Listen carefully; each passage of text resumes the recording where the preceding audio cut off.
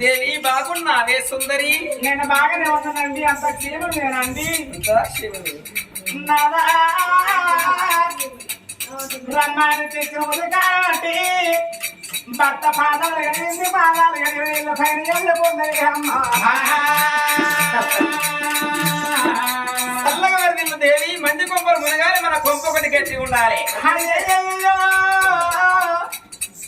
ఎవరి కొమ్మలో ఉంచండి, ఇంకోని కొమ్మ పైకి తప్పు రమేశు.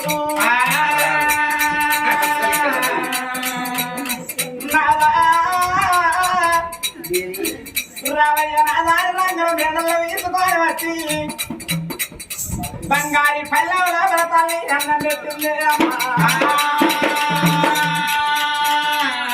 కూర్చుంటున్నా. నాదాను కింద కూర్చోవద్దండి. మరి ఏదో కూర్చోవాలి. నాదమల్లా ఉన్నారది అంటే నా తల